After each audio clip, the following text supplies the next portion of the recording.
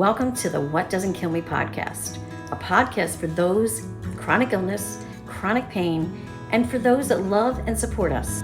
I'm Meg Quinlish, your host. After 45 years of living with debilitating rheumatoid arthritis and having had over 45 surgeries, I have learned a thing or two. Chronic pain can be a lonely existence. It can leave us feeling alienated and disconnected from others. So just know that this is a safe space. We are going to share our wisdom and our woes. We're going to offer support and advice so that we thrive. Hi, everyone. Second part of our interview with Marla Ririe. Now, if you remember and listened to the first interview, it was really about Marla reaching her breaking point. Marla is a person with many chronic pain syndromes. She has Ehlers Danlos, psoriatic arthritis, MCAS, which is a severe allergic reaction to many different things, and chronic migraines. So Marla definitely was a person who was in a lot of chronic pain and finally just said she's not going to take it anymore. And what she was doing was not enough. After years of having pain at a level of 8 to 10, Marla finally decided, this is not going to do. I can't live like this. So in the second part, Marla is going to get into much more specifics around what healing modalities did she add to really help her go from brokenness to wholeness. Some of the healing modalities that she's going to discuss are things like gratitude journals, meditation, healing her mind and her spirit. She'll talk about what it was like to use a trampoline, what it's like to do lymph massage and lymph drainage. She'll talk about a vibrating plate and infrared sauna. These are just a few of the things that Marla did to create this whole body experience of wholeness and wellness. So please stay tuned. Give us 20 minutes and we'll give you something really worthwhile to think about. And hopefully you'll gain some insight and it will lead to some hope for you. Thanks. So I started doing these deep dives and I started adding in everything I could think of to support my body during the detoxing and balancing out phase. So I have you can see my little trampoline in the background. Right. Every day, even now, even as I'm on the other end of my spectrum, right? I was at an 8 to a 10 at this point in time. Now I'm living at a 1 to a 2 with my pain. I still do lymph massage and lymph drainage every day to help my body circulate all of that. I actually have 3 different things I do for lymph massage. Trampoline is one of them. Bouncing will loosen or get all of that moving. I have a vibration plate. Ah, okay. So I'll stand on that and it just that seems like it would be fun. Everything. Yeah. It feels so good. Somebody in one of the pain chat groups recommended it for their arthritis and said it really had decreased their pain. I actually really love mine. Wow. I just got it on Amazon for $150. I didn't go buy one of the fancy expensive ones. What is it called? A vibration plate. Vibration plate. Okay. Yeah. My husband won't do it because he's afraid it'll hurt his back. It does not hurt my back. Okay. And you just stand on it and it does this. I think really I would love that. So I do it for that, but I love the way it feels and you can play with it. And then I do lymph massage in my shower every morning too. Just your hands. Yeah. Huh. Okay. Yeah. So you don't have to be heavy, but you have to do it in a certain order. Oh, interesting. Okay. So the pressure it's literally just like this. So I did those. I have a little pop-up infrared sauna. So sweating is good to get toxins out of our bodies, and infrared gets in and is healing to the tissues. So I just started adding in all of these things, different modalities of healing, massage, to try and balance out and get rid of all of these toxins. Then I started meditating. I felt absolutely broken. The way I dealt with stress was to put my head down and barrel through it. Yeah. I didn't have time to process. Mm-hmm. I grieved my mother and it was devastating to me. My mom was my rock and my anchor. Yes. I was raised by a single mom. Oh, wow. So my mom was everything. And we felt my siblings and I, completely untethered losing my mom. Yeah, she was your rock. Yeah. She was our rock. Yeah. And no one loves you like your mother. That was really hard. But I don't think I ever had the time because it happened in a pandemic. 6 family members. I was working full time. I was caring for kids and sick loved ones, and I was the get You're it type done, A. take care of Yeah. everybody. Yeah. So I never had time to take care of me. Yeah. So really the start of my healing process was healing my mind and my spirit. I had part of Ehlers Danlos, and our nervous system doesn't fire and doesn't work properly. So we get stuck in the sympathetic nervous system. So we get stuck in flight or fight. Yes. Ooh. So So you're um, constantly so tight. anxiety and depression is super common. So I started meditating and I Yeah. noticed a difference. Um, so I started small, and I just had somebody message me yesterday. I suck at this. How do I do this? Yes. Yeah. And I said, start small and play with it. Don't make it Yeah. be this. It's, you don't have to be a monk sitting in silence for Yes. 6 hours Yeah. to get Yeah. benefits of meditation. I said, play with it, have fun. So I started before I even learned about the app. I started with plain meditations. I would meditate every night at bedtime. I Okay. would just sit in front of the TV on the floor and play a meditation on YouTube. Oh, okay. That's a great way to And I do it. typically picked 5, 7, 10-minute meditations. So I didn't start with these long meditations. 5 minutes, play a 5-minute meditation before bed.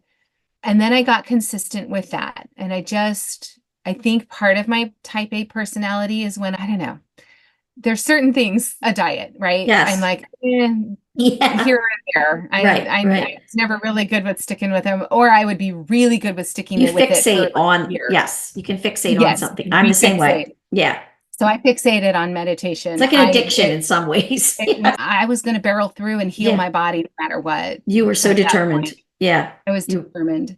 yeah. So I started slowly. I started with 5 minutes 10 minutes at bedtime every night. And once that was a routine for a month or two, my husband and I had gone on a trip to my niece's high school graduation.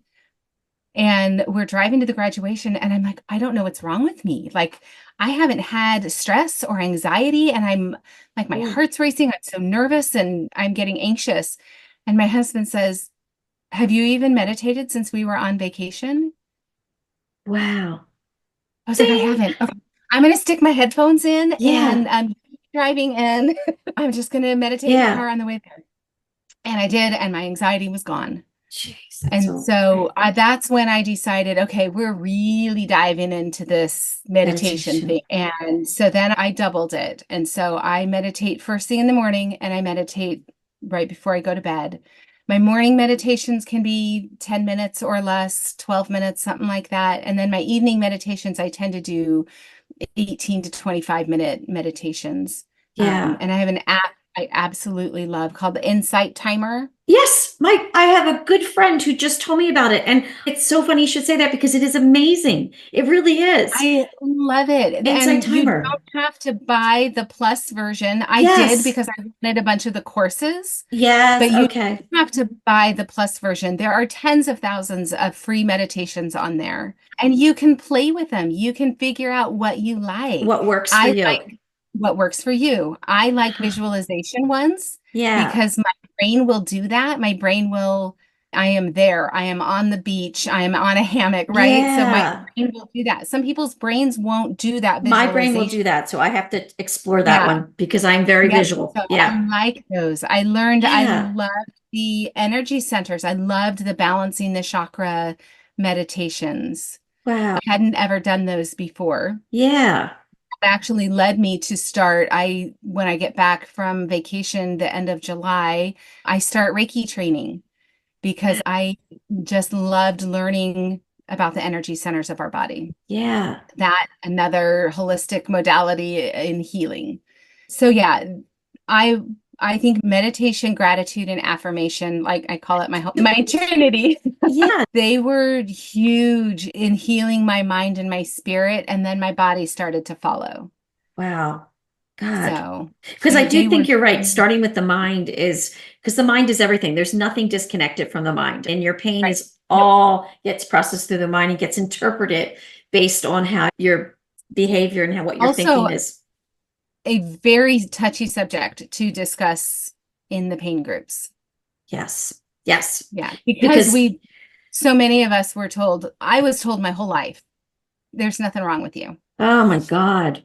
Wow. Right. I had all of these symptoms. I had horrible growing pains as a kid. I was the biggest klutz. So bless my mother's heart. But there Yeah. were times in my childhood I had to sit on the kitchen floor to eat. I couldn't eat with everybody else because I would spill Oh. or I Oh. would trip Yeah, or right. we always joked that I could trip over a crack in a sidewalk. Oh my gosh. It's Yeah. all part of Ehlers Danlos. And once we got the diagnosis, and again, I took it to my doctor and said, I think I have this. Yeah. It was a neurosurgeon in the OR.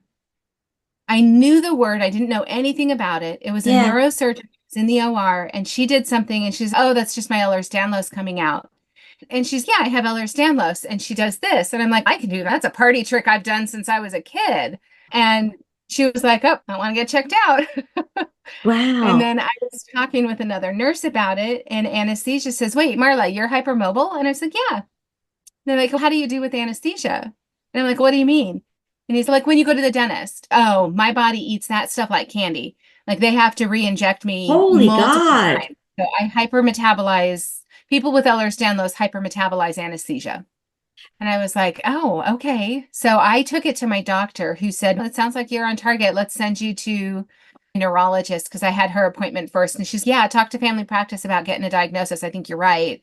Family practice said, oh, yeah, no, it sucks. It's genetic. There's nothing we can do. Oh, wow. Let's send you to rheumatology. And rheumatology was the one that said, okay, these are the two things you have. I started crying and she Yeah. was like, it's okay, we can treat it.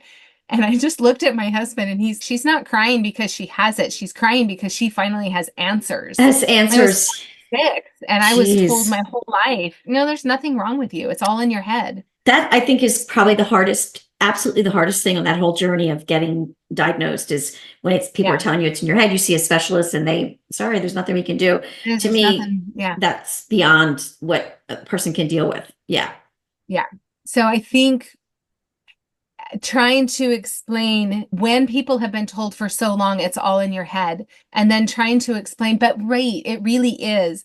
We're Yeah. not saying you're making it up, but there Exactly. is this mind-body connection. Completely. I was listening to a book the other day and part of it was explaining he was in a car accident and his back started hurting.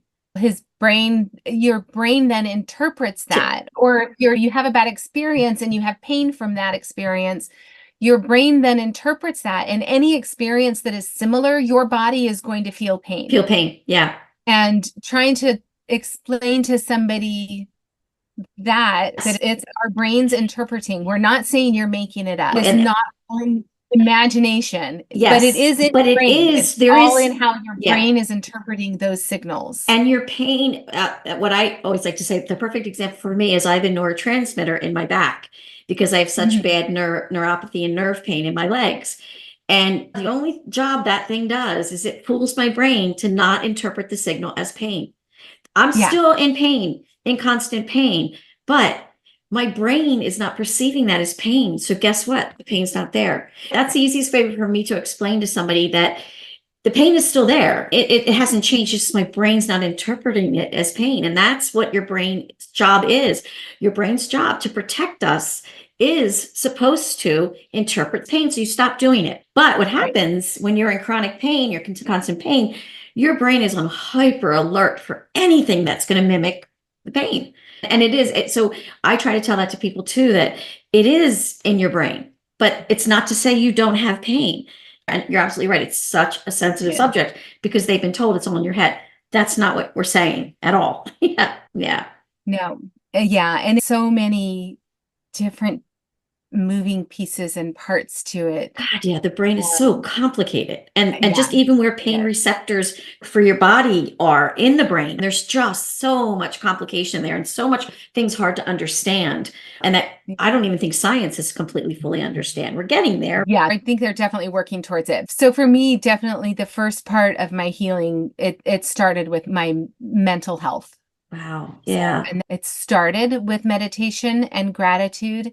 I had to work, and I think it's my favorite thing to coach. Yeah. And I think It's something that a lot of people with chronic pain struggle with is self-worth. Yes, yes.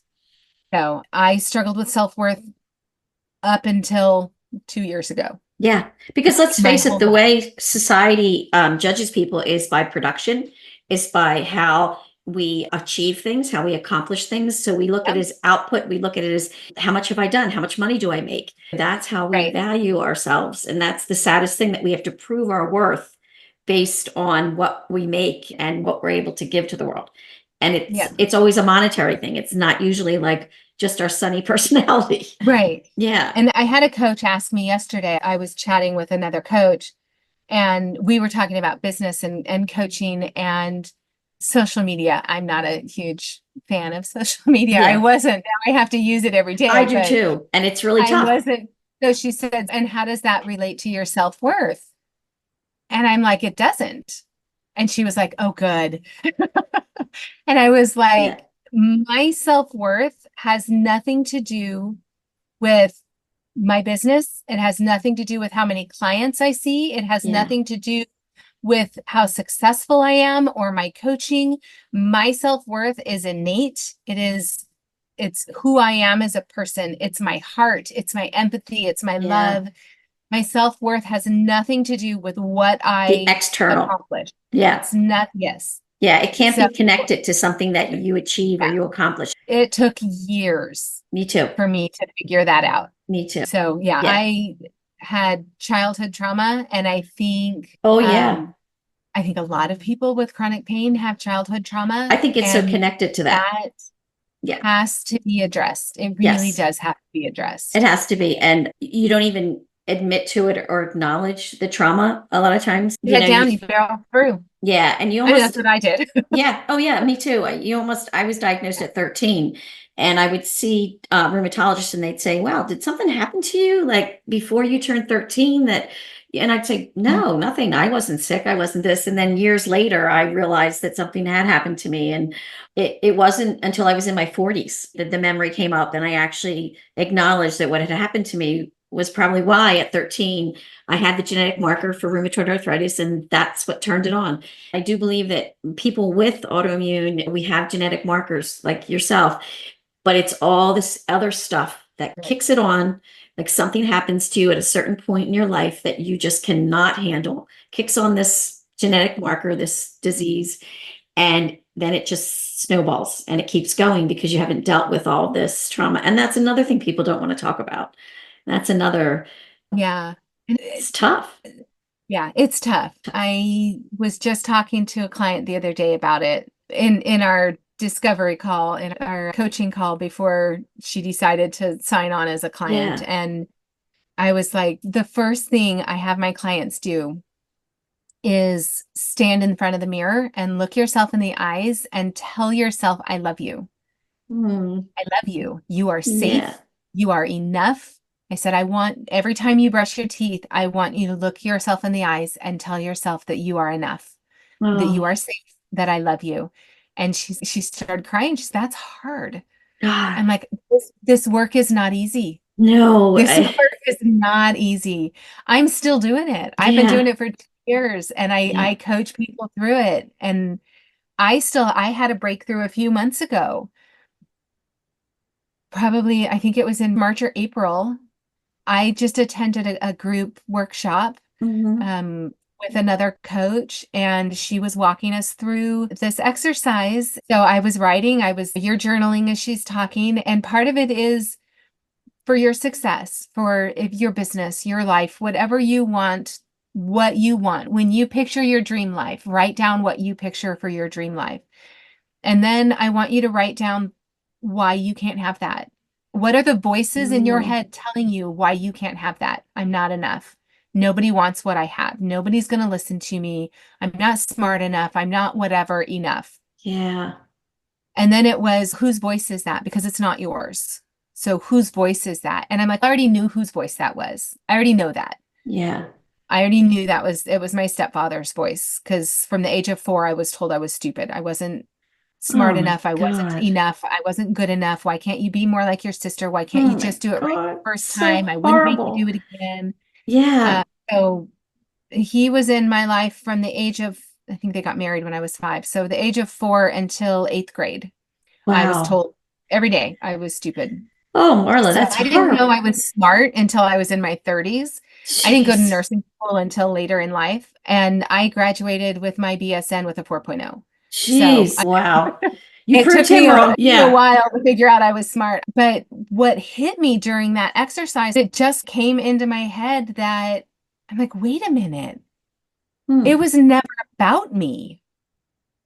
God, isn't It that wasn't interesting? ever about me. It wasn't about my innate worth. It wasn't about my value or my mind or my intelligence. It was never about me. It Yeah. was about grooming me to be weak. Wow. I was That's, his next victim. I was the next one to be molested. oh, So it was grooming me to be weak, telling me I was stupid, telling me I wasn't good enough. And he failed because I have never been weak. Even in my hardest days, yeah. I'm still here. I still pushed through. I'm strong as Yeah. F. Yeah. Yeah. He Failed failed. miserably because I'm the youngest of my mom's kids, but I'm the one to get shit done. It was just like every step of healing I did, my pain got less. So Wow. I was stuck at a 5 or a 6, and I have this breakthrough with childhood trauma and emotional stress. And I take a couple weeks and I process this and I work on it and I do that inner child work. And I come out the other end and my pain's a 3 or a 4. And then Wow. I had a nutritionist switch my nutrition a little bit.